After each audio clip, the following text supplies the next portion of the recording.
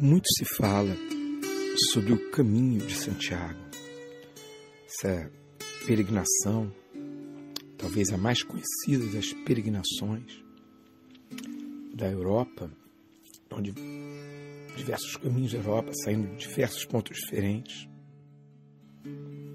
chegam em Santiago de Compostela, na Galícia, na Espanha, né, norte da Espanha, e o noroeste, mais especificamente, né? E chegam nessa famosa catedral.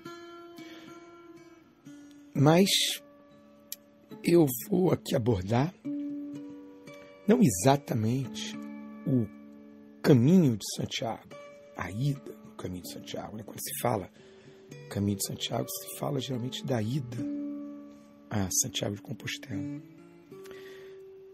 Mas abordarei aqui o retorno do caminho de Santiago, que é bem menos falado, bem menos abordado. Então, o caminho de Santiago é um caminho que aparentemente, já desde o início da Idade Média, talvez até no final da época romana, mas bom, pelo menos desde o início da Idade Média, diversos caminhos, né, os caminhos de peregrinos vão para lá. Então, você não tem um caminho só de Santiago. Você tem uma teia de caminhos de Santiago, né, que saem, por exemplo, vários saem do que hoje chamamos de Alemanha, alguns saem desde lá da Suécia ou Noruega, vai, né? Claro, uma hora atravessa o mar, de Dinamarca, se unem esses caminhos que passam nessa Alemanha.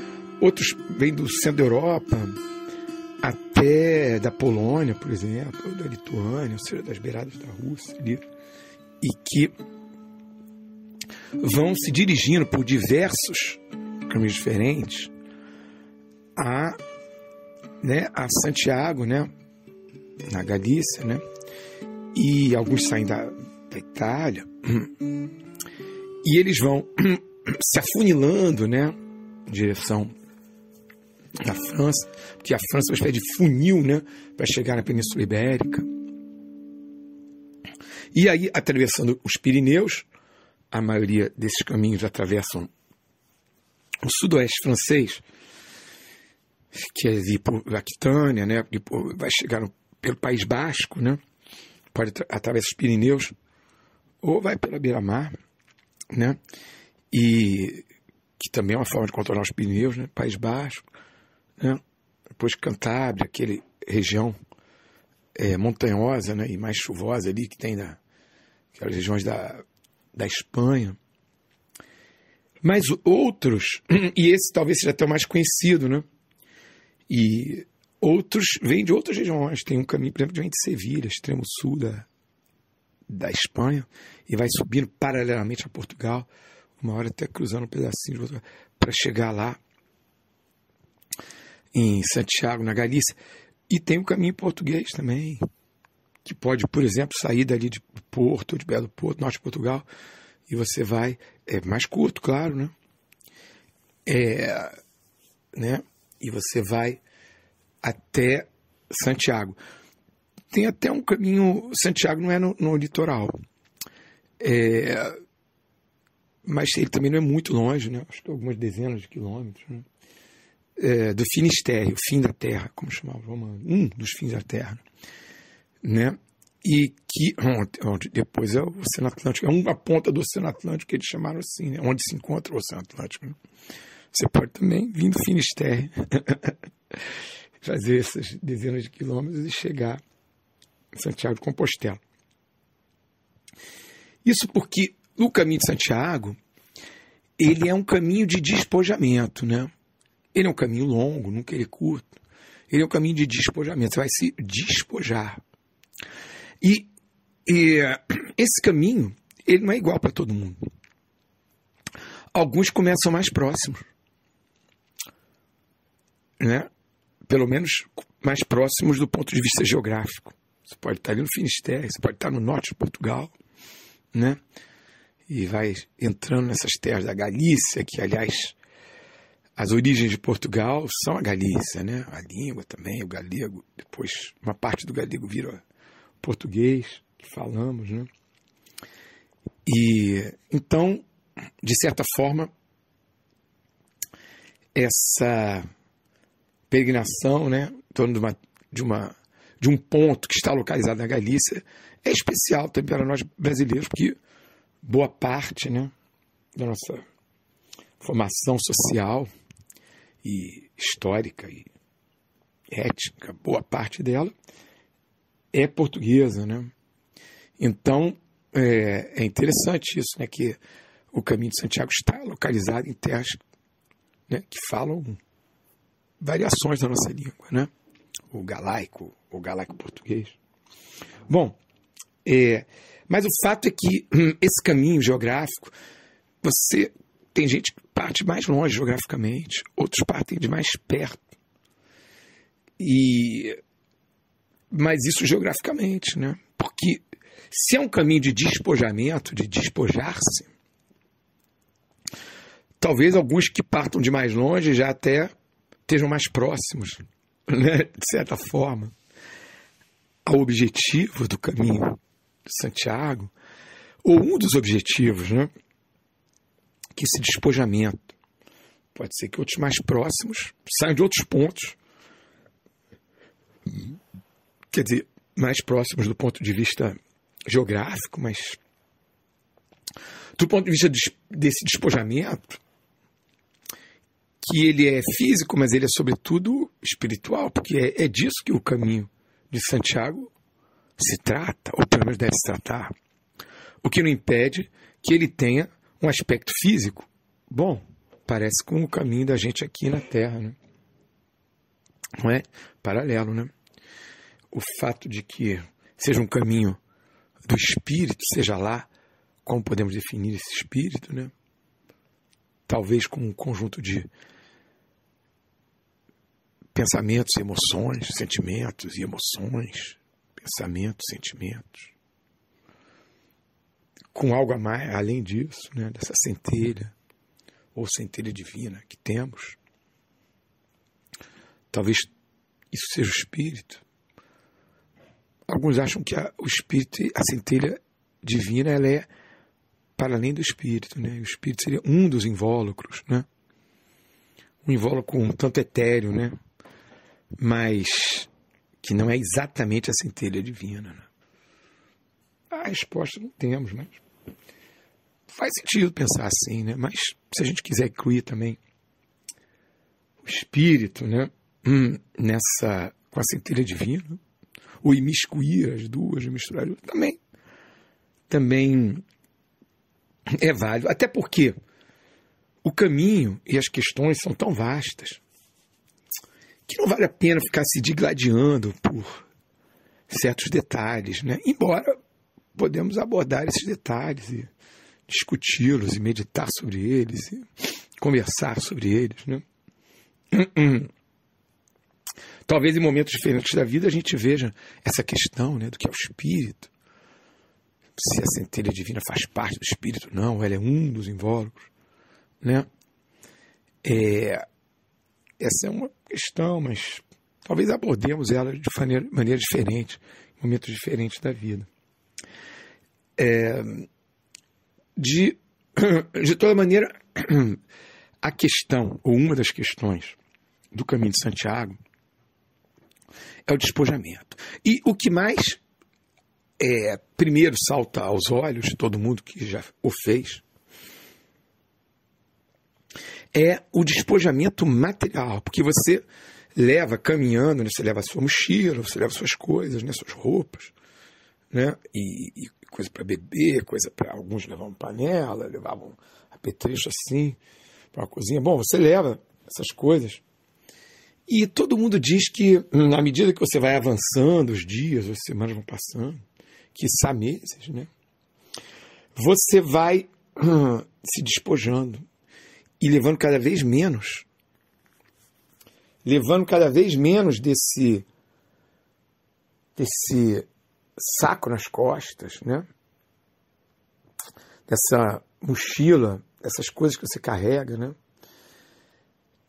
E você vai diminuindo, né? Aquela quantidade de coisa, vai se despojando. E as pessoas falam muito, né? De que você dá uma canseira enorme, né? E que você cansa as pernas, os pés, tem bolhas, né, nos pés. E de alguma forma você tem que, ou deve continuar a avançar apesar dessas bolhas. Você vai tratando essas bolhas, né? Do hiperfísico, né? Você vai tratando essas bolhas. E vai continuando. Aliás, o caminho não tem pressa. Não. Você pode parar para descansar. Você pode parar, pode e deve parar para rezar, meditar, conversar, trocar ideias, decidir quais as vias do caminho que você vai fazer. Vocês podem, né? E, né, você pode, em vários momentos, você tem várias vias que se apresentam. Além de tudo, essa coisa de que o fato de que existem uma teia de caminhos de Santiago é fruto daquilo que diz, né? Já disse o pensador espanhol, caminante no hay camino, se hace camino al caminar. Você faz o seu caminho ao caminhar. Ou você, ou nós, ou eu, todos devemos façamos, né? Nós façamos nosso caminho ao caminhar, né? Onde não havia uma rota de peregrinagem para Santiago, você decidiu por ali fazer a sua, está feita por um novo peregrino, novo pioneiro. Outros podem seguir essa rota, ou parcialmente, ou não. Caminante não hay camino, se hace camino al caminar. Então você tem uma variedade, né? Uma pluralidade enorme de caminhos e de variantes desses caminhos de Santiago. De certa forma, mesmo hoje, contemporaneamente, o caminho, você também pode fazer esses caminhos de onde você partir. Se alguém parte das Américas ou do Brasil para fazer esse caminho, ele está fazendo o caminho. Porque de Santiago, como eu disse, tem coisa que sai da Suécia, Noruega e atravessa o mar. Um mar, trecho de mar mais curto, mas nada impede que se atravesse um trecho de mar ou ar, né? Mais extenso. Não é? Porque, sobretudo, fazer o caminho de Santiago, iniciar o caminho de Santiago, não é uma questão de começar a dar o primeiro passo, dos 100 passos, dos 1000 passos, dos 1 milhão de passos. É, sobretudo, fazer uma decisão de fazer este caminhar. Então, o verdadeiro caminho de Santiago, num sentido maior, e é esse que a gente procura, é uma decisão. É uma decisão de ir em busca de algo. E em busca de algo através de um caminhar. Olha, em francês, a palavra para processo, procedimento, mesmo iniciativa, é une démarche. Démarche. Olha só, marchar, caminhar. Então, é uma marcha, é uma caminhada, Quando você quer um processo, uma iniciativa, esta sua iniciativa é muito interessante, né? Sobretudo, é uma iniciativa, uma demarche, é uma iniciativa, é algo que você fez, não é só um plano. É algo que você está já fazendo. Qualquer coisa, entendeu? Você vai se inscrever num curso, você já está se inscrevendo, eu estou fazendo as demarches para a inscrição do curso, estou fazendo ali, quer dizer, preenchendo a decisão, depois você preenche, depois você paga o negócio, depois você vai lá, assina, assiste, tudo isso é uma demarche. Então, olha que interessante, né? A gente tem a palavra de caminhar, do aspecto da marcha, né? Do caminhar, né? Como nome para processo ou iniciativa. Então, iniciar o caminho de Santiago não é dar o primeiro passo físico. Seria uma demarche, uma iniciativa, também uma demarche é uma iniciativa também, de certa forma. Uma iniciativa pessoal, interna, de fazer isto. Você pode programar isto na sua vida. Olha, um dia farei. Ou já estou fazendo, de certa forma. Por quê? Porque é uma demarche, né? É uma iniciativa do espírito, ou assim deve ser. O espírito, em francês ou em alemão, tem o mesmo sentido. Talvez em outras línguas também, mas essas duas me vêm à cabeça aqui. Tá? Então, em francês você vai ter espírito, esprit. Em alemão você vai ter Geist. Geist, né? Até conhecido por Zeitgeist, né? Espírito do tempo, l'air du temps, né? Se diz, né? Muitas vezes, né? Esse Geist aí, tá? Eles são as palavras para espírito. Só que, tanto francês como alemão, eles querem dizer um conjunto de coisas. Querem dizer mente e espírito ao mesmo tempo. Tanto faz. Se você quer dizer fulano é uma mente brilhante, você vai dizer em francês que ele é un esprit brillant. Não é? Olha que interessante. Agora, se você quer falar de um espírito assim,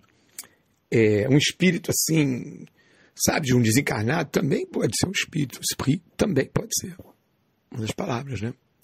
Você tem a palavra fantôme, fantasma, você tem a palavra esprit, também serve. Se você quer falar assim, ele tem o espírito do guerreiro, por exemplo, ele tem o espírito do inovador, né, com uma maneira, um aspecto assim da personalidade, uma espécie de inspiração, de elan, de tendência, de sei lá, de dom de alguma coisa, também é um espírito. Esprit é a mesma palavra. Ele é uma pessoa muito inteligente, você pode falar assim, né? Esprit de grande inteligência, um cara vivo. Da mesma maneira em alemão. A mesma maneira. Você aplica tudo para a palavra Geist. Então, espírito é mente também. A mente também é Geist. Certo? Uma das maneiras de se referir à mente, né? A pensamento, a mente, também é Geist. Em inglês, a palavra ghost é derivada aí dessa Geist, mas não é exatamente a mesma coisa. Talvez até já foi no passado, mas não é, porque depois ela virou mais esse espírito no aspecto desse de fantasma. Não é exatamente a mesma coisa, não. Já o alemão e o francês, eles mantêm essa característica de falar do espírito, tanto da maneira laica, quanto de uma maneira espiritual ou transcendental, ou até religiosa. Tudo isso é espírito, tudo isso é Geist. Esse espírito é alma? Pode ser, é um dos sinônimos para alma, né? Em alemão também é a mesma coisa, tem a separação, Seele, na verdade Seele, alma, Geist, espírito. Pode ser, às vezes é sinônimo, às vezes não, depende de como estamos se tratando, né? As coisas, né? Espírito e alma. Da mesma forma que, como falei anteriormente, a questão da centelha divina pode estar junto do que chamamos de espírito, né? Ou não, depende de como se trate a coisa, depende de como se aborde, né? Pode estar junto num conjunto, né? Vem naquele conjunto, mas também pode se abordar separadamente. Pode-se até abordar aqui, Esprit, o Geist, seria uma camada, né? Um conjunto de camadas. Depois a gente teria a L'âme, alma, Seele, alma, numa outra camada, e depois, mais além ainda, essa centelha, ou centelha divina, como queiram, né? Tem gente que não precisa acrescentar o divino, como quiser, várias opções, né? Vários prismas de olhar possível e de sentimento possível em relação a isso, ou centelha divino, como uma coisa à parte, ou vista num conjunto, não é? Muito bem. Então, a iniciativa, a démarche de fazer o caminho de Santiago é uma iniciativa do Espírito. O Espírito, como eu acabei aí de definir, Esprit, Geist, né? É uma iniciativa do Espírito. Então, a pessoa fala assim, mas eu não sei se eu vou poder, quando vou poder fazer por recursos materiais, por tempo, por questão de saúde, né? Questão física, não precisa ser só saúde, né? Fazer o caminho de Santiago, né? Tem que ter algum investimento material, né? Para poder chegar a isso. Mas, espera aí, se o caminho de Santiago é, sobretudo, uma démarche, uma iniciativa e um processo do Espírito Esprit Geist, então você inicia ele quando você decide de fazê-lo. Quando você decide, ou talvez já quando você está no questionamento para fazê-lo. Não é? Então, veja bem, a iniciativa, a démarche, começou provavelmente anos antes de você dar o seu primeiro passo nessa trilha física, né, do caminho de Santiago. Bom, então a questão do caminho de Santiago, você vai se despojando, né, voltando a essa questão. Você vai se despojando. E você vai diminuindo aqueles seus pesos. E você vai andando, rezando, ou meditando, ou pensando, ou sentindo, ou observando em meio à natureza, porque a maior parte do caminho é em meio à natureza. Como tudo aqui nesta terra é essencialmente em meio da natureza. Não tem tanta cidade como as pessoas acham. Embora tenha bastante cidade, são ilhas urbanas que a gente tem no meio da natureza, né? Tem muito mais natureza do que urbanidade. Uma vez eu encontrei um casal de coreanos que saíram do sul da Coreia, Seul, que fizeram, talvez ainda estejam fazendo, o caminho deles, a maneira deles de peregrinarem, né? Eles saíram de bicicleta de Seul e chegaram aqui onde eu estou, aqui no sul da França. De bicicleta. Os dois levaram meses. Saíram no verão, né? Para atravessar a Mongólia, a Rússia, a Ucrânia. Né? No verão, né? Para não pegar no inverno. Chegaram no inverno na Turquia. Ali pararam um tempo. Depois pegaram o barco só para atravessar para a Itália. Subiram a Itália e chegaram aqui. E eu perguntei para eles, fantástico, né? E eu perguntei assim, mas como vocês dormiam? Eles falaram assim, qualquer lugar com a nossa tenda, não tem, é tudo vazio, praticamente tudo vazio. Vazio. Né? Não tem praticamente ninguém, quase todo momento, é tudo vazio. De vez em quando, de caju em caju, de tanto tempo que tem uma casa, um vilarejo, uma cidade, quase tudo vazio. Né? E eles foram ajudados, né, no caminho, né? Eu acho que me parece até ter um cunho aí, né, espiritual, do espírito, não precisa ser religioso. É um caminho espiritual. Eles chegaram aqui e eu falei assim, e vocês, até quando vocês ficam aqui nessa cidade de Aix-en-Provence, aqui nos arredores de Marseille? Eu falei assim, não sabemos. justamente é livre. Podemos ficar mais, podemos ficar menos. E depois daqui, para onde vocês vão? Não sabemos. Decidimos a cada momento. Talvez um pedaço da Espanha, talvez depois atravessando a Espanha, indo até o Marrocos, seguindo pela África, indo até a África do Sul. Não sabemos. Eu achei fantástico. Isso é um despojamento também, um despojamento. Eles deviam ter 20 e muitos anos, tá, esse casal. As pessoas vão ajudando eles e recebendo eles em casa, porque eles vão fazendo um blog, né? E assim é o peregrino. Né? Para mim, é um caminho de despojamento que eles fizeram. Porque a peregrinagem, né? E no caso, essa mais conhecida peregrinagem de Santiago de Compostela, ela é e deve ser um caminho, uma demarcha espiritual. E isso não quer dizer exatamente religiosa. É espiritual. Né? E nesse caminho, né, você vai se despojando não só dos bens materiais, como talvez da sua relação com o tempo e com as coisas, porque não adianta você estar apressado. Olha, aqui eu conheci um grupo de mulheres que tinham, sei lá, uns 50 anos, por aí, que já há anos elas faziam um grupo de amigas. Elas pegavam uma vez por semana, ela pegava uma semana, uma vez por ano, para fazer um trecho do caminho juntas. Saindo já do sul da França, uma coisa assim. Ou lá do norte da Espanha, acho que saiu do sul da França.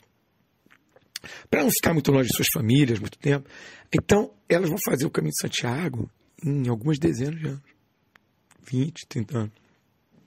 Cada vez uma semana de caminhada. Cada um faz no seu ritmo. Né? E tudo isso eu ainda estou falando da ida, do despojamento. Né? Na ida, isso que eu estou falando já é o sabido. Não é nem a maior contribuição, assim, a contribuição mais original que eu posso trazer. Tudo isso é sobre a ida ao caminho de Santiago. Não é? O caminho de Santiago é identificado, o caminhante de Santiago, né? Em francês, Saint-Jacques, né? Olha só que interessante, né? O nome Tiago é Jacques, né? Jacques, né? É engraçado, tradução de Tiago, né? Né? Francês, português, né? E em inglês é James. Olha que engraçado, né? James, Jack, Tiago é o meu nome, como João, Jean, John, Ian, né? É o mesmo nome, né? Engraçado, né? Que ele muda assim, né? Bom, ele é identificado muitas vezes, né? Por um peregrino com um chapéu assim, que coloca ali em cima da testa uma concha que se chama muitas vezes em português de vieira. Esta concha, uma concha larga, né? Uma espécie de vieira, assim, né? Ou também, ou pelo menos parecido com a vieira. Estou longe de ser especialista nessas coisas aí. Mas, que também, né? Até porque ali, naquela ponta da Península Ibérica, né? Que hoje é a Espanha, aquilo ali daquela Galícia, ela tem os dois lados, ela olha para o Atlântico Norte ali, o outro lado do Atlântico que é norte, mas é mais assim, olhando para o leste, né? Para o oeste, né? Na verdade, né? Ela tem esses dois lados ali, né? E muito peixe, né? E, aliás, um vinho branco excelente para acompanhar esses peixes, esses crustáceos, todos esses frutos do mar, né? E até o melhor vinho branco que eu tomei na Espanha, inesperadamente. Ele é dessa região aí da Galícia. Bom, é uma região, então, de muita pesca, muita, né? Então, não é à toa que então você tem essa concha ali, né? Que você está indo para aquele lugar ali, nessa beira-mar, esse beira-mar, né? Próximo, ou pelo menos próximo à beira-mar, né?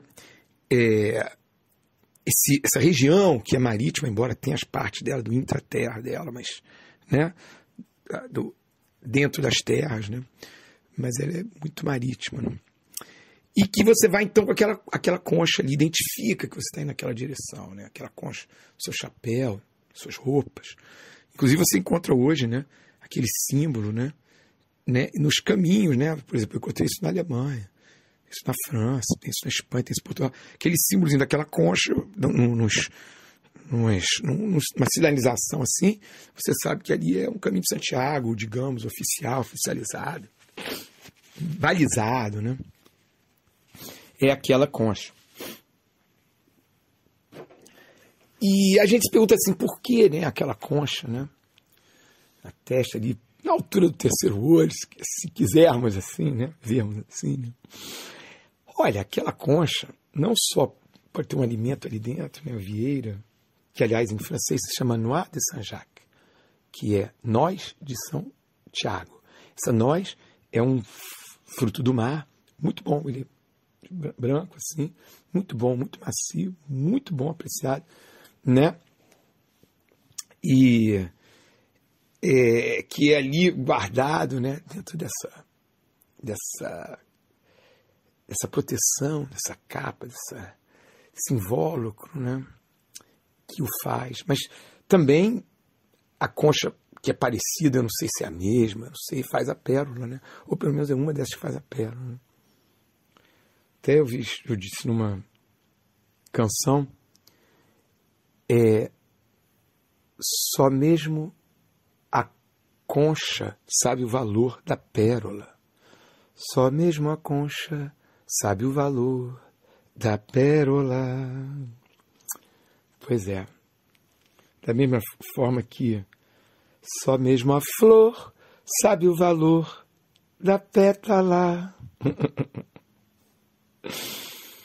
Mas, muito bem, porque essa pérola, ela é elaborada dentro da concha. Né? Elaborada lentamente. Né? E depois ela tem esse valor estético. E depois pode ter um valor também dentro da sociedade, né? Ela tem seu valor, né? A pérola, né? Até a consistência delas pode servir também, né? E valor prático, simbólico e de beleza. A pérola, né? Então, na verdade, no caminho de Santiago, estaríamos nessa concha elaborando a nossa pérola interior. Não é à toa que ela fica desenhada ali no caminho de Santiago, ali na altura do terceiro olho, ou logo acima, como quiser, no chakra acima, ou ali no terceiro olho. Essa concha, que as representações atuais não colocam a pérola, mas a pérola é o espírito de cada um. A centelha de cada um. É o espírito de cada um. Essa pérola vai sendo elaborada no tempo. Ela já é elaborada desde antes. De certa forma, desde sempre. Quando nascemos ou nos encarnamos, ela é elaborada. Tenhamos consciência ou não. Pois bem, no caminho de Santiago, ali está, né? No caminho de Santiago, eles não representam a pérola. Talvez, pela razão que depois eu vou abordar. Mas tudo isso é a ida para o caminho de Santiago. Você vai se despojando e vai ficando cada vez mais resistente, imune, se importando menos com o cansaço do corpo físico. Então, no início, quando as suas pernas começam a doer, você para logo, depois fala, a perna está doendo, mas eu vou seguindo. Não vou parar por isso, não. Só para realmente quando está exausto, no final do dia. Em princípio, você acorda, caminha durante o dia, olha aquelas paisagens, cruza, ele não vai sozinho, e no final da noite você repousa, pode repousar em um lugar solitário, né? Ou encontrar outras pessoas, outros viajantes, outros peregrinos e compartilhar o pão, compartilhar o pão plurissubstancial, que é o pão que não é o físico, né? O da partilha dos momentos, das palavras, das emoções, das conversas, né?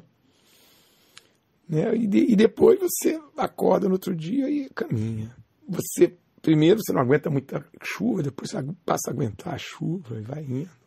Primeiro você leva um guarda-chuva, depois talvez você se despoje do guarda-chuva ou não, cada um faz como quiser. Você vai se despojando. Mesmo a dor, no caso dos pés e tudo mais, o sapato dói, você vai sendo mais resistente ou se importando menos com as vicissitudes do corpo físico, que tem seus limites, mas quantas vezes vemos que dá para levar bem mais além, né, dos limites do corpo físico, das capacidades do corpo físico, da dor, essa dor que nos desafia tanto, né, nos atemoriza tanto, e que todo mundo tem a experiência, né, das dores, diversos tipos de dores, físicas, sentimentais, espirituais, né? Chora o bebê quando está em contato com essas frustrações e dores, não é? Já começamos nessa, de certa forma, a acostumarmos ou vermos de outra maneira ou suplantarmos isso, né? A questão das dores, né? Tanto as dores físicas quanto as dores do espírito, podemos falar, né? Sentimentais, emocionais. O bebê não chora só de fome, mas chora por falta de aconchego, ou talvez porque ele acha que tem falta, que está abandonado, né? Mas, de modo geral, né? Tem a mãe ali, ou alguém, né? Que vai materná-lo, né? E ele não está abandonado, mas às vezes ele continua chorando, mesmo quando ele está abraçado, envolvido nos braços, bem cuidado, ele continua chorando um pouco, porque ele demora para ter essa consciência, né? Então, às vezes, a gente arrasta um hábito ou uma prática de dores, de lamento, de choros, para além, né, daquilo que causou a dor em si, né, porque a gente também, né, dói, sente aquela dor, queixa e chora de certa maneira, né, mesmo depois dos eventos dolorosos, né, ou trágicos terem passado, e a gente já está abraçado, envolvido, né, num momento bom da vida, e a gente arrasta aquilo, né? Bom, a gente acha, de certa forma, né, irônico, mas ao mesmo tempo com o bebê, mas ao mesmo tempo a gente compreende, né? A gente compreende e a gente tem aquela compaixão pelo bebê chorando, ele não compreende, não, já estou aqui, já estamos aqui, né? Aqui, entendeu? Já não precisa chorar, acabou chorar, precisa chorar, né? Então a pessoa vai, né, da mesma forma no caminho, você vai tratando, né, lidando com essas dores de uma outra maneira, né, e suportando mais, ou vendo elas de outra maneira, ou até olhando com certo distanciamento, né, para essas dores físicas e espirituais, lembrando que para fazer um caminho mesmo, da maneira que deve ser feito, ou se fazia, deve ser feito, você também não tem que correr, você não tem que falar, meu Deus, eu tenho que voltar para o meu trabalho tal dia. Não, entendo que a pessoa, mas em princípio não tem isso. O peregrino se despojou dessas coisas, seja ele nobre, clérigo, ou um cidadão de um burgo, né? Cidadino, né? Ou um camponês, ele vai andando ali, né? E vai... É meio sem tempo. Você não sabe exatamente quando você retorna. E aí está o ponto que eu gostaria de abordar, é o retorno do caminho de Santiago. Você não sabe quando você volta. Pois é. O caminho que você vai seguir, você também não sabe quando você vai chegar, mas assim, dá até para prever mais, relativamente mais, quando você vai chegar, sobretudo quando você está num certo momento já, embora, né, mais próximo, né, geograficamente, mas o que não impede que você pare por nenhum motivo. Mas, e, sobretudo, quando que você vai voltar? Mas calma aí, vamos ainda chegar lá. Então você vai se aproximando e despojando cada vez mais. Diz que vai passando aquelas léguas, né? Você vai se despojando e passando a observar você mesmo e as coisas em relação com aquela natureza, aquela vastidão. Você encontra animais, não tem como você não cruzar com animais, né? E você vai seguindo, andando. Quando você vai chegando ali na Galícia, você vai chegando perto, vai se densificando mais peregrinos, né? Porque aí os caminhos vão se, de certa forma, reduzindo. Não, mas não é se reduzindo, se convergindo. Se convergindo, diversos caminhos. Por exemplo, da Península Ibérica, eles se convergem ali, quando você vai chegando perto de Santiago, né, de Compostela. E todo mundo fala que uma das coisas mais incríveis quando você chega ali, na praça, aquela coisa da catedral, nas proximidades já da catedral, de certa forma, né, é que você vai chegando cansadíssimo, ao mesmo tempo com aquele entusiasmo, né? Aliás, o entusiasmo é considerado uma coisa do espírito, Spritgeist, o entusiasmo.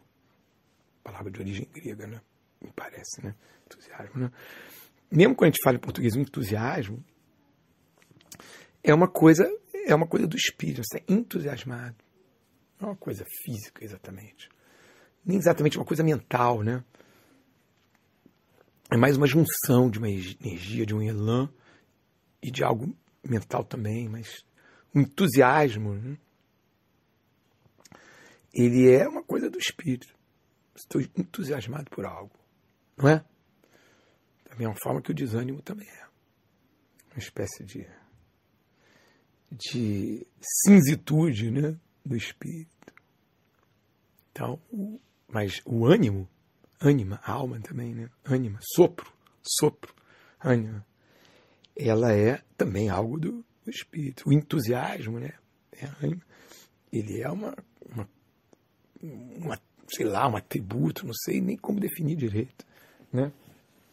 Do espírito, não é? Então você está entusiasmado, chegando ali, mesmo que cansado, talvez exausto fisicamente, talvez exaurido, suas forças, andando há dias. Você está, ao mesmo tempo você pode estar exaurido, você pode estar entusiasmado, você está entusiasmado, chegando ali naquela cidade, ou naqueles caminhos próximos da cidade, e você vê que, todos falam isso, que você vê outros peregrinos convergindo do mesmo ponto, que passaram cada um pela mesma demarche, iniciativa, processo, né?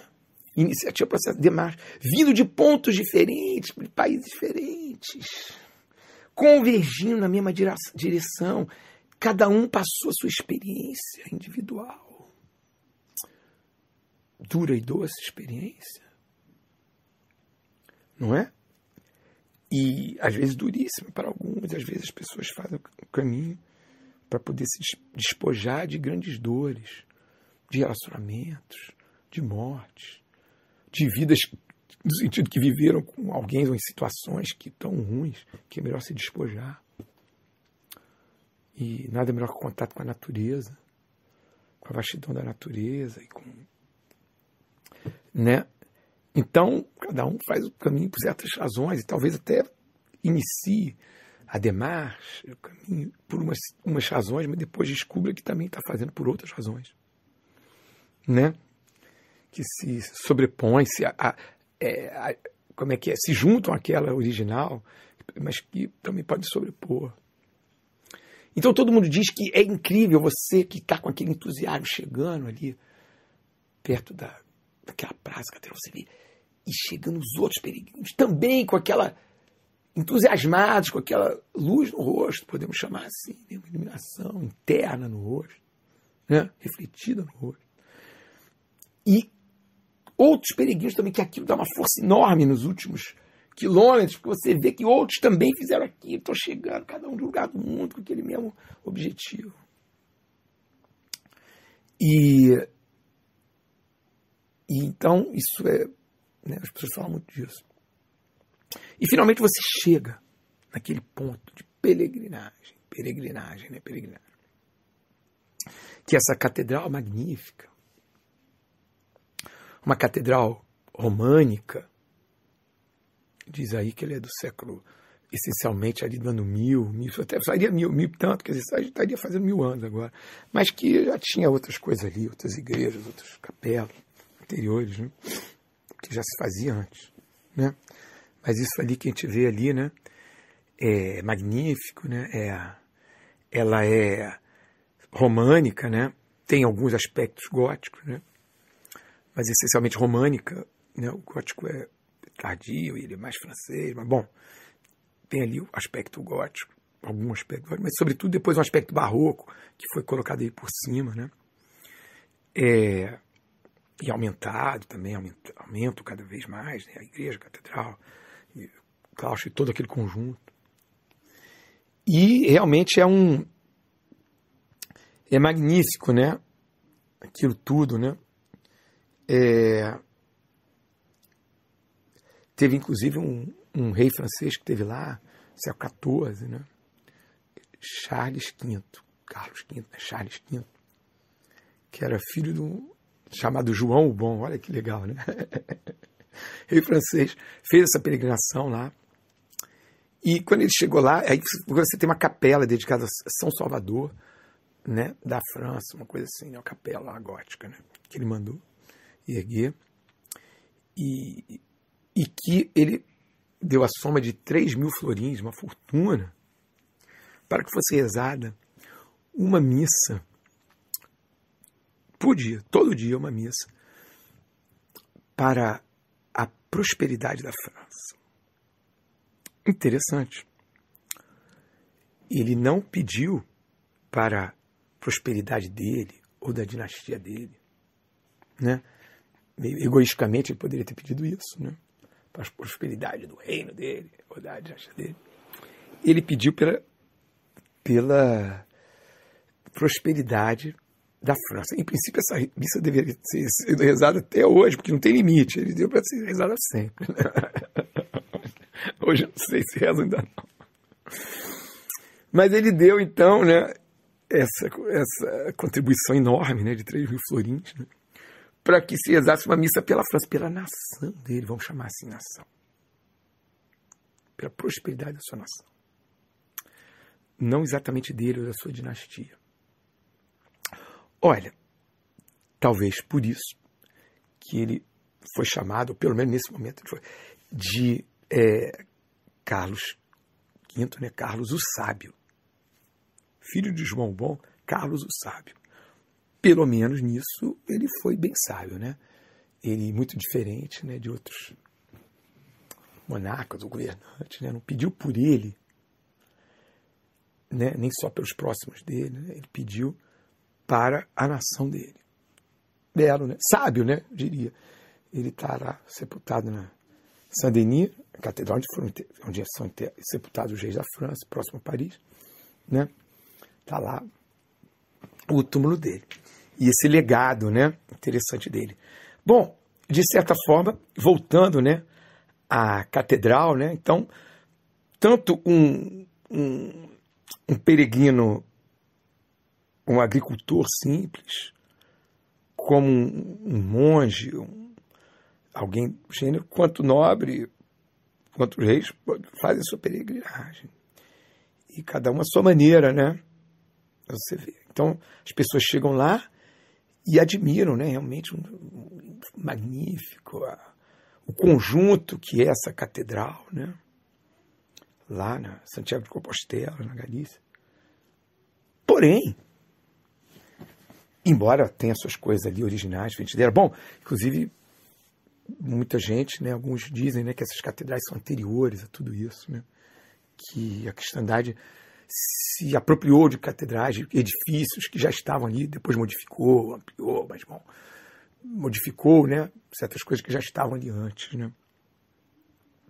É algo a se pesquisar, né, interessante essas hipóteses aí, né, essas, né, pode ser, né, pode ser, mas bom, tudo bem, o fato é que essa catedral, esse prédio lindíssimo, também original, de certa forma tem outras coisas parecidas, outras assim parecidas, né? A gente encontra outras, né, igrejas, conjuntos, né, arquitetônicos, com uma igreja, com uma catedral no meio, similares, né, aí pelo mundo afora, não só na Europa. Então, a beleza, por mais que ela seja bela e admirável, dessa construção, e aliás, não me espantaria que já fosse um lugar sagrado, já para os romanos antes da conversão ao cristianismo, e provavelmente já antes para os celtas, celtíberos, que ali habitavam, né? Celtas esses também que estão na raiz também, uma das raízes principais, né, do povo lusitano, né, galaico-lusitano, e por extensão de boa parte, né, de nossa brasilidade, né, esses celtas, né, provavelmente já a maioria dos templos eles já, né, romanos, eles já são nos lugares que já eram os templos celtas ou das populações locais que ali viviam. Muito bem. Então, essa beleza, essa admiração que todo mundo sente por chegar ali, talvez, é uma região que chove bastante, talvez chega ali, molhado de chuva, cansado, pode estar com frio, já tem abrigo num lugar magnífico, lindo, que o som ecoa, a vibração das vozes, do canto, da reza, seja do que for, vibra fantasticamente nas catedrais, naquela catedral, né? E isso, como sabemos, também pode gerar boas vibes, né? Não é à toa que a gente fala good vibes, curas e elevações de estados mentais e espirituais. Não é à toa que a gente fala até, né? Good vibes, boas vibrações, né? Mesmo o cara que vem lá, não é? Olha aí, entra num templo, numa catedral dessas, as vibrações, literalmente, vibrações sonoras são muito boas, né? As reflexões, os reverbos dele, aquela amplidão, a gente parece tão vasto, né? Aquele som, aquelas vibrações sonoras, realmente elas causam alguma coisa na gente, né? Causam alguma coisa em nosso espírito, né? Assim, né? Então, apesar disso tudo, não é o principal chegar lá e admirar esse ponto que é a Catedral de Santiago de Compostela. Por mais bela que ela for, temos outras similares. O importante de tudo isso, o mais importante de tudo isso, é a confecção, eu diria até mais do que isso, é a lapidação da sua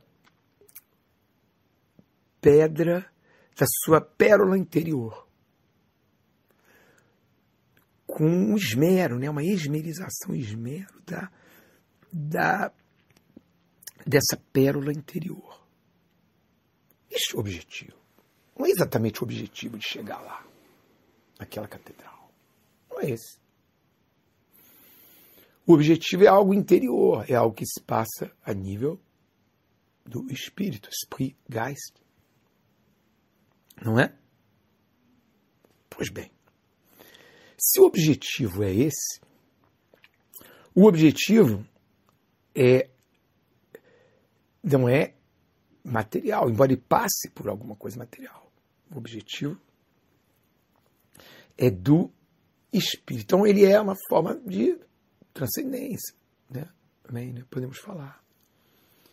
Mas não é só transcendência, é por isso que é interessante essa noção de espírito que engloba tanto a mente quanto a alma, assim, mais ou menos, entendeu? É difícil porque em português não é a mesma coisa do que em francês e alemão. Tá? Então, o objetivo é esse, essa pérola interior. Então, o caminho de Santiago não é só a ida ao caminho de Santiago, como pode parecer, mas também o retorno do caminho de Santiago. Porque você, com aquela pérola, que bom, você foi lapidando, de certa forma, quando você chega ali em Santiago, né, na catedral, ela está feita, digamos, essa pérola espiritual. O que não impede dela ser lapidada. Né? Quando você chega ali, você está só na metade do caminho. E é isso que é a contribuição que eu estou trazendo aqui. Você está na metade do caminho, porque você chegou até aquele ponto geográfico, físico, que é a Catedral de Santiago. Mas você tem o caminho de volta, que é pouco abordado. E esse caminho é tão, ou talvez até mais importante, quanto o caminho da ida. Mas ele é menos laudeado, glorificado. Quase não se fala do caminho de retorno. Pois o caminho do retorno é o caminho dessa pessoa que fez, esse indivíduo que fez todo esse caminho de despojamento e meditação e encontro, porque você encontra as outras pessoas, né, compartilha, como o retorno disso para a sua casa, sua origem, seu lar. Não é? Da mesma forma que tem o cruzado, tem o retorno do cruzado. Mas, bom, da mesma forma, então o caminho de Santiago você tem um retorno. E esse retorno, ele é fundamental. Talvez esse retorno seja a grande prova do caminho de Santiago. Porque ele não é glorificado. É você com você mesmo? Não só. É você em relação aos outros. Por quê? De que adianta todo esse processo interno de uma tomada de consciência através de um despojamento, né? Se você não aplicar aquilo na sua vida? Aplicar aquilo na sua vida é você aplicar na vida e no convívio com os outros. Ah, mas não é tão fácil porque os outros são complicados. Pois é, mas quem disse que é fácil? A concha, ela é dura, né? Ela é muito rígida, a concha. Ela vai ficando cada vez mais rígida, né? Ela tira, de alguma forma, daquele fluido que é o mar, né?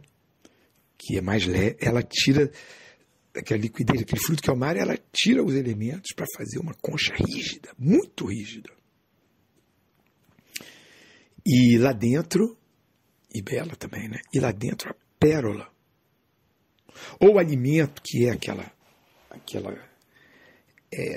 noz de São Jacques, aquela noz, aquela vieira que a gente come ali, muito boa, né?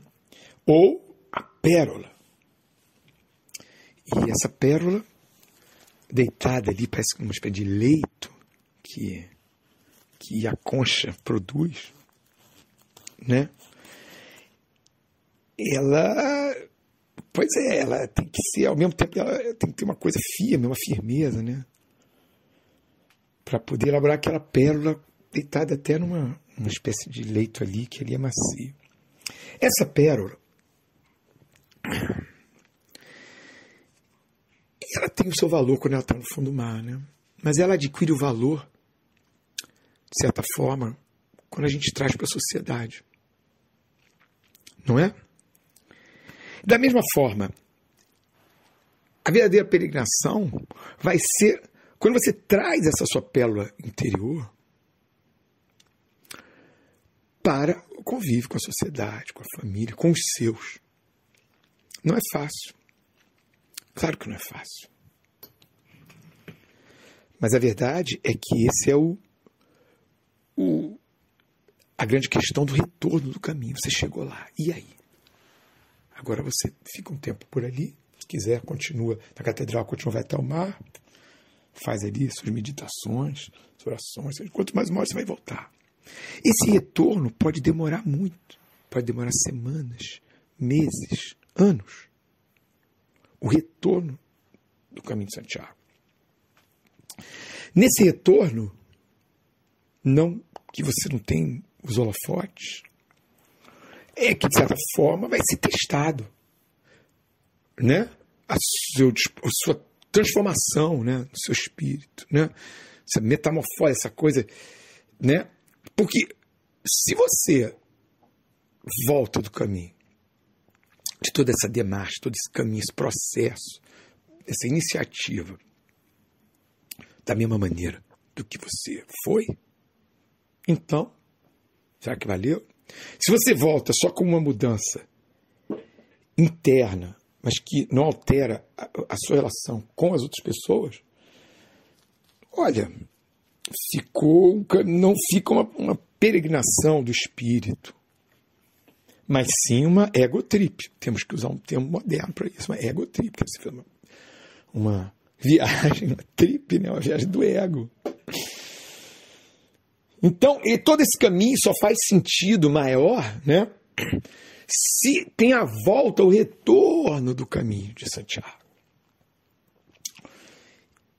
Fora desses holofotes, né? E que você vai retornar e trazer essa pérola que você esmerou, mas para o convívio com os outros. Relação com você mesmo, convívio com os outros. Só que ela não está terminada. Essa pérola, ela continua sendo esmerada na volta do caminho. Não é? Então, de certa forma, se a pessoa iniciou o caminho, a demarcha, né, de vamos caminhar, quando fez a decisão de ir para o caminho, né, lá na sua casa, fez uma decisão de fazer e tirar esse caminho, o esmero dessa pérola, ele continua na volta. Nunca acaba, né? Esse esmero dessa pérola. Mas quando você volta desse caminho, então, como o peregrino, ex-peregrino? Não, acho que não tem ex-peregrino, não sei, o cara que chegou lá em Santiago, depois vai voltando. Semanas, meses depois, anos, voltando, caminhando para... Né? Ele tem que ter uma mudança de atitude em relação às pessoas, à sociedade, aos seus entes, queridos ou desqueridos. Senão, o retorno, todo esse caminho do caminho de Santiago, todo esse processo de marcha, não valeu tanto, não. Essa volta, ela, né, quer dizer, alguma coisa tem que dar ali, né? Com as pessoas. Talvez a própria pessoa vá fazendo, né? Vai vendo, aqui eu vou agir diferente, vou falar diferente, vou me colocar diferente. Vou, inclusive, colocar meus sentimentos, né, minhas emoções de maneira diferente a eventos que eu já presenciei, estou presenciando de novo, mas vou colocar uma emoção diferente nisso. O que vai alterar a minha relação com as coisas. Então, uma dessas grandes provas que o Santiago é como a pessoa vai agir em sociedade, família, depois. Lapidando a sua pérola que continua. Pois bem, cabe talvez aqui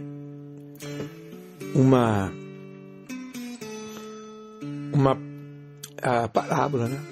A parábola dos peixinhos saltitantes, né? Que vejamos,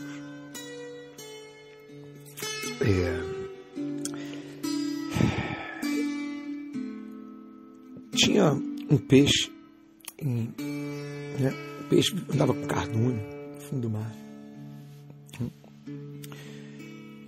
Ele andava com cardume no fundo do mar, para lá e para cá, peixinho, né? E ele era muito assim, questionador, né? De onde ele vivia, de como era isso, né? E aí ele perguntou para um peixe assim, uma espécie de peixe mestre, né? Mas sabe, ele falou assim: mas onde vivemos, onde estamos? Eu estou... onde está? Onde está Deus? Onde está? Né? Onde está? Fico nadando aí pelo oceano, com o cardume para lá e para cá, às vezes sozinho, às vezes com o cardume. E a gente procura, né, onde está a divindade, onde está Deus, onde está... E não encontro. Aí esse peixe fala assim, o peixe mestre, né, fala assim: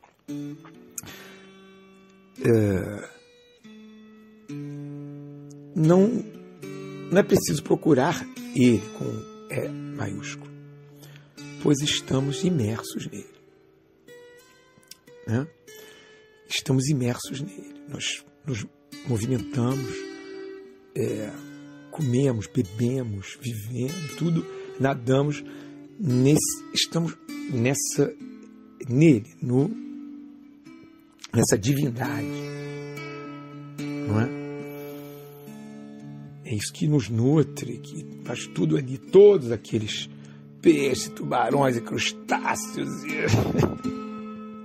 e conchas, são todos imersos nele. Né? Uma espécie de placenta da criação. Aí sou eu que estou falando, era o peixe mestre. O placenta da criação. Esse peixe indagador, né? É um peixinho indagador, tá? Ele gostou da resposta, achou interessante. Então estamos imersos nele, não precisa procurar essa divindade. Ela já está aí. Vivemos imersos nela. Não é? Muito bem.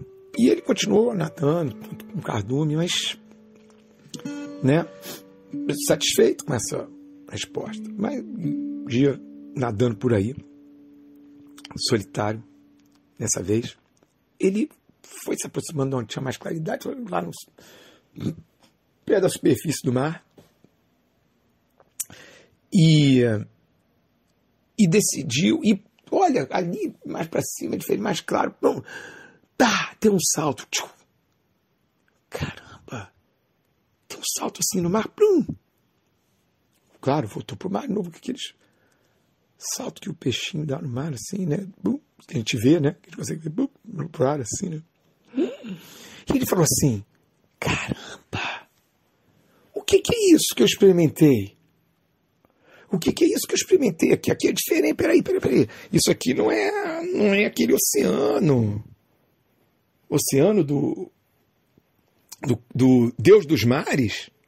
Da divindade dos mares? Daquela divindade que o mestre Peixe tinha falado. Da divindade dos oceanos, que dá a vida, que dá tudo. Tem algo além, tem algo a mais, olha só. Inclusive aqui, vou fazer um saltito aqui. Opa, é mais leve, é mais etéreo. Ué, é mais leve. Aqui é mais denso essa água aqui. Aqui eu não consigo fazer muito saltinho, mas é mais leve ali. Né? Interessante, então ele fica dando aqueles saltitos ali para ter esse contato com esse outro mundo. Que ele, esse outro, talvez um outro oceano, de certa forma, para ele, né? Porque ele vive no oceano, mas ele sempre tem um outro tipo de oceano, que ele passou a ter contato. E ele, então, chama os outros peixinhos do cardume e fala: olha, não tem só aqui embaixo do oceano, não. Eu fui lá e tive uma experiência muito interessante ali em cima, a gente chega ali, a gente não consegue ficar muito tempo, a gente faz um esforço, plum, vai do outro lado e lá tem uma espécie de outro oceano. Inclusive você sente até diferente, tem algo ali, tem uma espécie de vento também, pode ter, né? Vento, tem experiências muito diferentes lá naquele outro oceano, né? Vamos chamar de oceano superior, né? E aí cada um dos peixinhos, eles vão para lá e ficam saltitando ali, ó, plum, plum, plum, plum, plum, plum, plum. Não é? E tentando, né, vivenciando, né, por pequenos lampejos, né, rápidos, tentando descrever e depois conversando entre eles ali, né, entre os peixes, como é a experiência deles, né, ali. Olha, nesse outro tipo de oceano, nesse outro tipo de plano que tem, não é? Aí eles ficam assim, né, e falam várias coisas entre eles, falam, olha, é isso, às vezes tem uma coisa, vamos chamar, parece uma corrente de marítimo, mas bom, é o vento, né? Verdade, às vezes vem de um lado, às vezes vem de outro, aqui é mais leve, aqui a gente faz isso, aqui a gente faz outro, não é? E tentando descrever aquilo. O que eles descrevem é real. Mas eles estão lá no meio do oceano. Será que eles descrevem toda a Terra, todo o continente que tem? Algumas vezes, esse cardume de peixinhos saltitantes, eles vêm dar esses saltitos, né? perto da costa. E aí eles saltitam e alguns conseguem, naquele rapidez ali, opa, dá uma olhada, olha ali, tem pedras também, tem verdes, tem coisas ali, tem até uns seres que caminham por ali também, ali na costa, por aquele pedaço ali, ó. Isso aí é outro oceano, o oceano superior. Esse oceano superior, veja bem, ele tem vários aspectos, olha só, ele tem até um outro. Agora, e eles tentam entender, né? Esse peixe questionador, né? Tenta entender.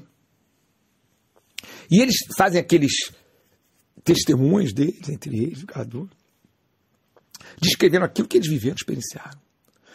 Nesse outro oceano superior. Mas a descrição deles é válida? É válida. Mas o que saberão eles do que está lá no intraterra, das montanhas que estão lá para dentro, os vales, montanhas e campos que estão lá para dentro? Eles conseguem, talvez, antever uma coisa ou outra de uma montanha, de uma coisa que tem ali na beira-mar, né? Nas beiras-mares. Mas eles não conseguem saber o que está lá para dentro da terra. Não é? Talvez ele consiga, se tiver um vilarejo ali perto ao mar, eles consigam, opa, tem ali os outros seres, uma outra coisa ali, né?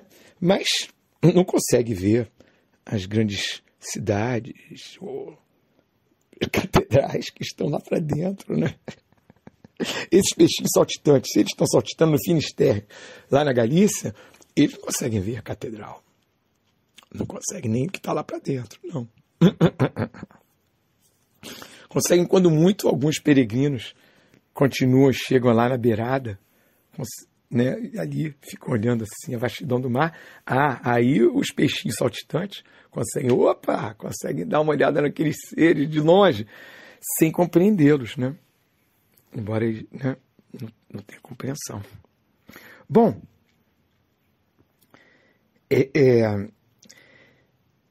e muito bem. Quer dizer, você vê que aquele peixe-mestre, o que ele estava falando não é que estava errado, mas estava limitado, né? Quer dizer, tem a divindade do oceano, e que dá vida a eles todos, mas não há só o oceano. Porque o universo, o cosmos, para aquele peixe-mestre, era o oceano, mas com razão, né? Mas o nosso peixe questionador, ele conseguiu ver e mesmo experimentar um outro oceano superior. Depois eles se questionam, né? Vem cá, mas isso é obra da mesma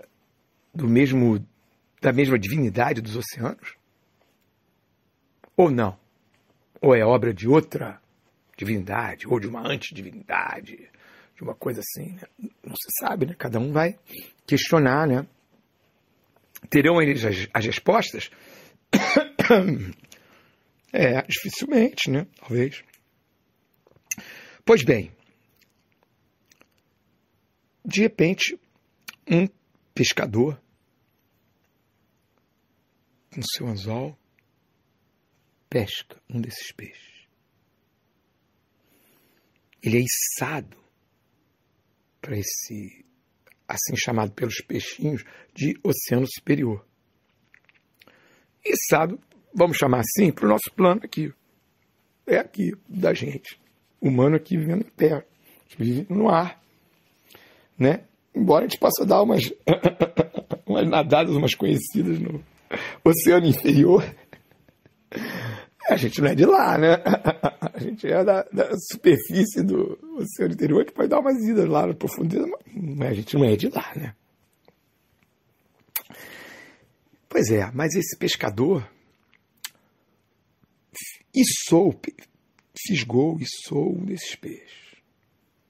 Alguns desses peixes do cardume. De repente eles desaparecem do cardume. O cardume não consegue entender por quê direito. Né? Muitas hipóteses e teorias são por que eles são içados e depois desaparecem. Né? Do universo, do oceano deles. Alguns dizem que é por um ser maligno que os fisgou. Muito bem. O pescador, será ele maligno? Não, em princípio não. Está ele ali pescando e levando aquilo para casa, para dar de comer aos seus, sua família, a ele mesmo, sua família, e aos outros, né? Vendendo aquilo, trocando aquilo, né? E aos outros que estão vivendo no seu vilarejo. Maldade? Não. Simplesmente os peixinhos não conseguem entender, os peixinhos saltitantes, muito menos aquele peixe-mestre lá, que já foi até, de certa forma, ultrapassado, porque o peixe indagador foi mais além daquele peixe-mestre. Não sei se eles conseguem entender isso, né? Mas eles foram fisgados para esse oceano superior. Alguns aceitam, outros tentam entender dos peixes, né? E o pescador voltou feliz para casa, porque tem seus peixes, para ele, para sua família, para os outros. E vai vivendo, né? Levando a vida dele. O que ocorre é que esses pescadores, eles vão levando sua vida, mas de vez em quando eles são içados para um oceano superior. Oceano superior do ponto de vista do léxico e do entendimento cosmológico do peixe indagador. Não é? Mais uma camada. Então, tanto o pescador, quanto a família do pescador e a aldeia do pescador, de vez em quando alguém é fisgado, içado para o oceano superior, para o plano superior. Nós conseguimos termos lampejos desse plano superior. Sim, momentos, intuições, talvez comunicações, compreensões que temos desse plano superior ou oceano superior. Descrevemos algumas coisas, alguns descrevem para a gente. Faz sentido, outras vezes a gente consegue entender direito. Por que, né, quando somos... Tanto, às vezes, esse plano superior, as pessoas, às vezes, têm umas experiências lá, né? Acho que tem, outros, né? Alguma coisa rápida, outros mais... Mas a gente não consegue entender tudo, né? A gente vai tentando descrever o mosaico, a gente não consegue entender tudo. Às vezes a gente fica até com raiva, será que foi uma coisa? Quem que fisgou a gente aqui? Será que é uma coisa maligna que fisgou a gente? Né? E levou para o plano superior. Olha, os peixinhos também, saltitantes, também não entendiam, não conseguiam descrever com exatitude o nosso plano, né, que a gente vive do ar aqui, né, que é menos denso que o do deles, né? E o oceano superior, o plano inferior, o plano superior, ao que tudo indica, é menos denso que o nosso, mais etéreo, menos denso que o nosso. Então, nesse aspecto, seja no vilarejo dos pescadores, as indagações são do mesmo tipo, ou entre nós, do mesmo tipo que os peixinhos saltitantes. Temos lampejos, tentamos fazer um mosaico do que seria esse oceano superior, esse plano superior. Não é que os mosaicos sejam exatamente mentirosos, pode ser um pouco distorcidos, mas não é exatamente que eles sejam, né? É que eles não tem como eles ter uma percepção mais fina, mais ampla, sobretudo mais ampla, né? De tudo, né? Da parte lá superior dos continentes que existirão, né? Nessa parte aí superior, nesse oceano superior, nesse plano superior. Então você tem, né, uma quantidade enorme de mitologias em volta do mundo, de povos diferentes, de cosmologias, né? Mas não só mitologias, né? Cosmologias, de estruturações do universo, né? Descrevendo a estruturação do cosmos, do universo, né? Esse cosmos a gente entende com uma certa ordem, né? O que não impede que se manifeste um certo caos dentro dessa ordem, né? Que a gente não consegue entender direito, mas a gente pode aceitar aquilo, mas é um caos, talvez para o nosso plano, né? Não do ponto de vista, quando a pessoa tem uma visão mais ampla, né? Do outro plano. Ou seja, esses peixinhos que a gente achava inocentes no início dessa parábola, nós somos a mesma coisa que esses peixinhos saltitantes, que temos lampejos de visões desse plano superior. E não entendemos quando alguns são fisgados, talvez içados, para esse plano superior. Esse plano superior, esse oceano superior, talvez seja só mais uma etapa, talvez esteja um superior do superior, onde as almas, o espírito das almas sejam ainda, de novo, içados, talvez não por morte, mas içados para outro plano ainda mais superior. Da mesma forma que nesse plano mais etéreo, não é só por morte.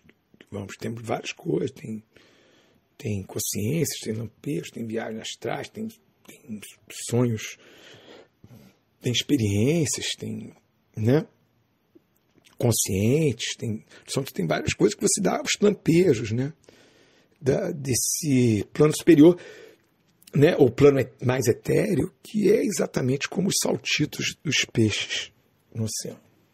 Exatamente. Não conseguimos. Pense bem, se os peixinhos do oceano mal conseguem compreender o plano aqui do ar, o que dirá deles compreender o plano,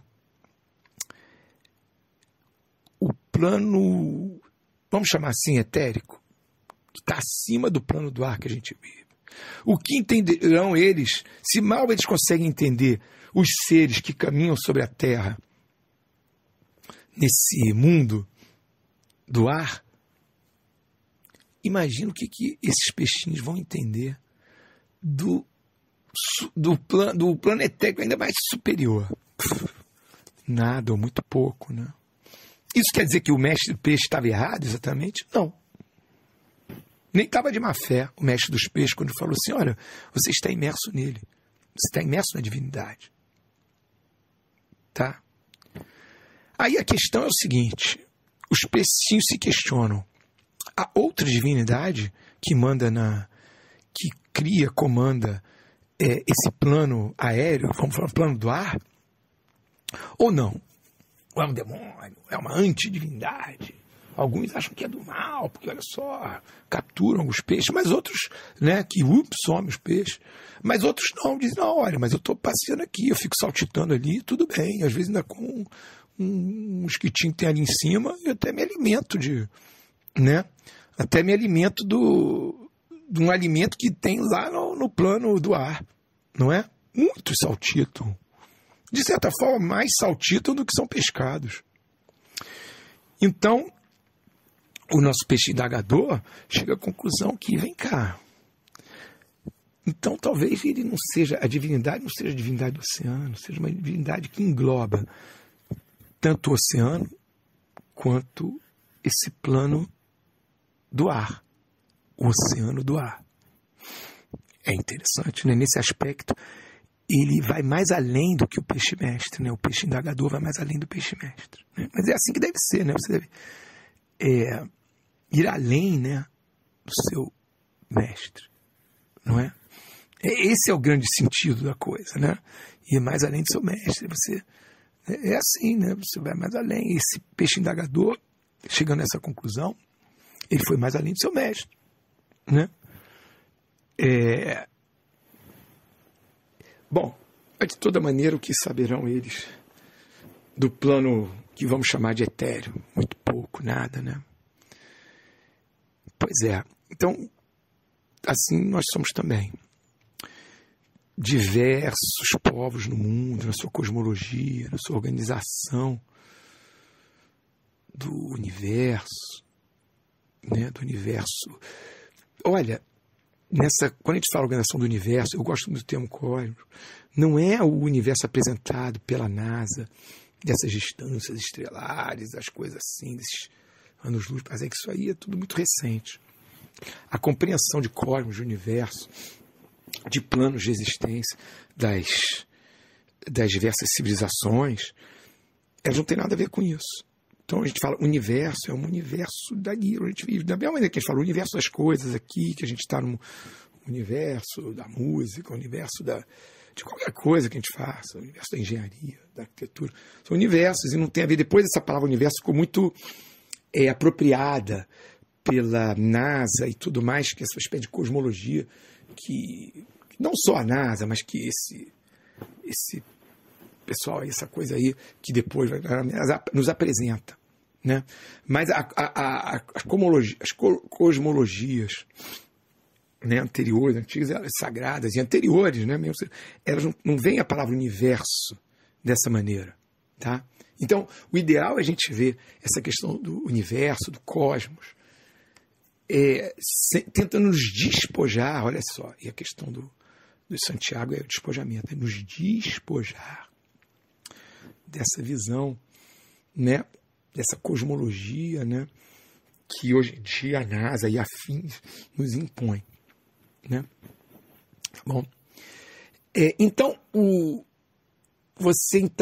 você tem as diversas culturas pelo mundo que falam de planos, né? O tibetano, o hindu, o chinês, vários aí, tem planos, né? Planos, às vezes até eles desenham assim, falam de céus, infernos. Bom, essas são as traduções que dão no Ocidente, né? Céus, infernos, sabe? Tem três infernos para baixo, 3 céus para cima. E a gente aí no meio. A tradução deve ser céu, inferno, mas não sei se é essa palavra original. Tem que ter todo um estudo para poder compreender quais são os termos originais usados, né? Mas esses planos, eles se apresentam em diversas cosmologias tradicionais por aí. Inclusive, essa interação entre os planos e talvez mesmo a percepção do que seja o limite entre um plano e outro, uma espécie de fronteira, seja diferente. A gente hoje vê como uma fronteira esse outro plano. Mas assim, se através de meditações, processos, tomando chás ou coisas assim, ou meditações, ou respirações, a pessoa acede às vezes os outros planos, talvez faça bem uma interação com esses outros planos, que o limite não seja assim tão tão rígido quanto nos parece muitas vezes. Talvez seja mais tempo, talvez esteja tudo uma zona assim de que você pode ir de um lado para o outro, né? E de interação entre um lado para o outro, né? De, sei lá, espíritos, entidades, forças, a gente não tem direito, né? Que estão nesse plano superior e o nosso plano aqui. E o que seria vibracional também, que alguns falam, a questão de vibração, está tudo aqui, nesse mesmo momento, esse mesmo, né? Só que em vibrações diferentes. Também faz sentido, eu não sei como é que é a resposta, mas também faz sentido. Da mesma forma que o oceano também está aqui. Também está aqui. A gente está aqui nesse oceano de ar, nessa vivência aqui do ar, né, no universo do ar, mas o oceano também está presente ali. Da mesma forma, podemos dizer que esse planetérico, vamos chamar assim, porque não tem muito termo, né, também está presente aqui. Talvez seja uma questão vibracional, não é? As experiências variadas do outro lado, né? Alguns vão e não retornam, talvez retornam de outras maneiras, talvez reencarnados, talvez espíritos, nesse caso, andando por aí, a gente não sabe, pode ser. Alguns vão, tem lampejos ali, que nem os peixinhos saltitantes vêm do outro lado e retornam assim, durante algumas horas, durante alguns minutos, e voltam. Né? De toda maneira, essa consciência, né, é ao mesmo tempo uma humildade, né, perante a tudo isso, perante ao que desconhecemos, né, perante a criação, né? E a gente acha irônico rir dos peixinhos quando eles acham que tem outra divindade aqui para o mundo do ar, quando para a gente, né, na nossa percepção, é tão evidente que o Criador, ou o Mor, ele é criador também dos oceanos e da nosso ar e da nossa terra, é tão evidente, né, para a gente, né? Mas para os peixinhos não, isso é uma maior discussão, estão lá discutindo até hoje, né? Se é o mesmo Criador ou não, se é a mesma divindade ou não. A gente olha para eles, né, como olha para as crianças num jardim de infância ou numa escola, quando já tem as provas, mas são pequenininhos, que eles são difíceis para eles, a gente não pode fazer para eles. Eles têm que atravessar aquilo, a gente pode aconselhar, dar o alento, a alimentação, o conselho, mas aí eles têm que fazer as provas, quando são pequenininhos. Passar por aquelas provações, né, não só provas. E a gente, às vezes, até ri, né, das questões deles, que eles choram, sofrem por aquelas questões, né? Elas são reais. Mas a gente vendo a partir de um outro patamar, uma visão mais geral, mais ampla, a gente acha até graça, né? Acha até graça. Ele pode ter aquela compaixão, deve ter, mas acha graça, né? Porque as questões não são tão graves, tão sérias quanto elas parecem, né? Para as crianças, ou para os peixinhos, ou para nós mesmos, né? Observando nossas coisas mesmos, né? A gente consegue se superar nesse retorno do caminho de Santiago, esmerando essa pérola, que essa pérola ela tem que ser uma transformação, uma elaboração interior que vai ser posta à prova, o valor dessa pérola. Só mesmo a concha sabe o valor da pérola, mas no caso, esse peregrino que retorna é que traz aquela concha em si. Não é? Repare bem que no caminho você tem um lado da concha só, né? Não é? Depois que você vai pôr aquela pérola, a concha ali, é você que vai construir. Né? A partir, né, dessa vivência aqui, né, já da mesma forma que a concha se faz através do material do próprio oceano, né, que é a mesma coisa, você vai constituir a sua concha, esmerar a sua pérola a partir do material que a gente tem aqui na sua vida. Você não, nós todos devemos. Então, a verdadeira volta do caminho de Santiago, o retorno do caminho de Santiago, é quando você consegue apresentar, vivenciar, experimentar, vivenciar, transmitir a beleza, a lapidação da sua pérola esmerada em sociedade, em família. Não é simples. Mas a ida para o caminho de Santiago foi simples. Você tem que se despojar.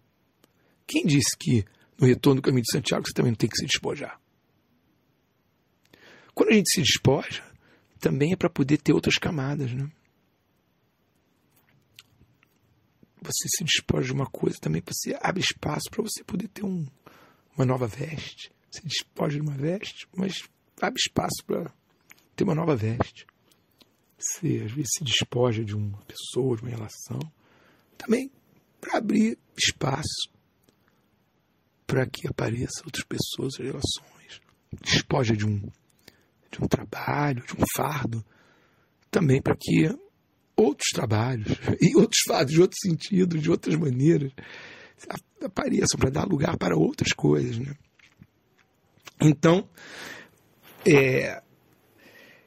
no retorno também tem um despojamento, né? E você pode ir adquirindo suas vestes, suas coisas, trazendo. Não tem limite. O retorno do caminho de Santiago não tem limite. Ele continua. Na interação que esse peregrino fez, né? Fez com ele mesmo e na relação social com os outros. Não é? Então, essa é a reflexão que eu fico contente de poder elaborar e trazer sobre o retorno do caminho de Santiago. E o que eu chamei de parábola dos peixinhos saltitantes. Não é? O caminhante que faz caminho ao caminhar saltitou nesse outro plano superior, ou mais etéreo, né? E traz esses elementos para esmerar sua pérola. Mas o valor dessa pérola, ele só é posto realmente à prova ou validado no trato, né, no trato com os outros, nas trocas, na interação com os outros. Não é fácil, mas por um outro lado, é simples. Não é fácil, mas é simples. Mas é entusiasmante. Deve ser entusiasmante. Aquele entusiasmo que ele chegou lá na Catedral de Santiago, esse entusiasmo é ele que traz. Esse entusiasmo já é o que fez com que anos antes, ele ou alguém, talvez no Brasil, qualquer lugar aí da América do mundo, teria a ideia de fazer esse percurso, esse caminho, essa demarche, iniciar essa marcha. Esse entusiasmo que levou a ele ter a força de fazer os primeiros passos espirituais e físicos depois, é o mesmo entusiasmo que deve nutri-lo, alimentá-lo depois, no retorno. O retorno do caminho de Santiago nunca acaba, ou pelo menos nunca deve acabar, porque é uma demarche, é um processo. É uma iniciativa e é um processo de lapidação e valorização dessa pérola que cada um traz, dessa pérola interior.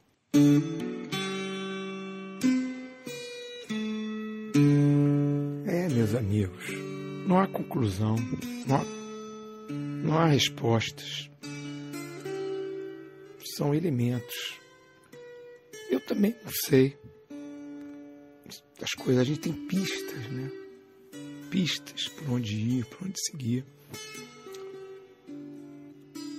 Só trago elementos assim, elementos para reflexão. Não há fim.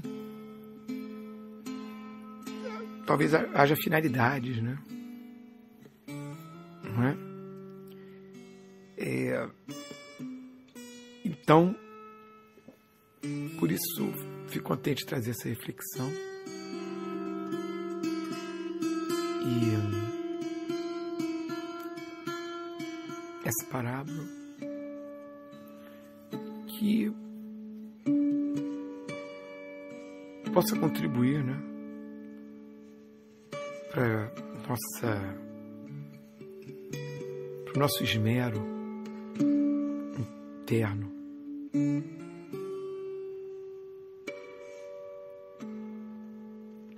Para o caminho, para a demarche, para o caminhar, para a busca e para o caminhar de cada um.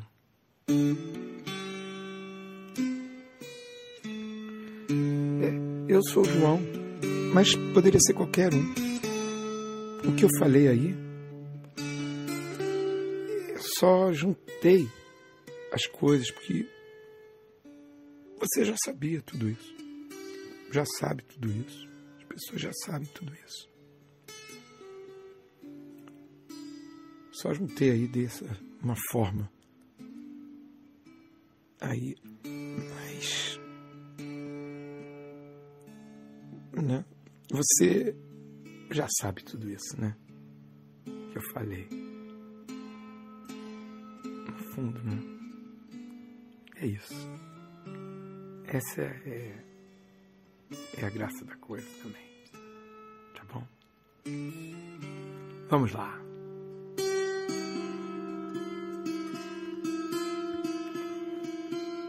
Porque todos os conhecimentos e teorias e conhecimentos, né, informações, eles só servem os conhecimentos quando eles são aplicados na prática. E a prática é a prática do cotidiano, no final das contas. Não é? Então vamos nesse caminhar. Vamos caminhar. Olha, podemos dizer que já iniciou. Você já iniciou o seu, e nós já iniciamos os nossos. Você já iniciou o seu caminhar, esmerar da pérola. Vamos lá. Vamos.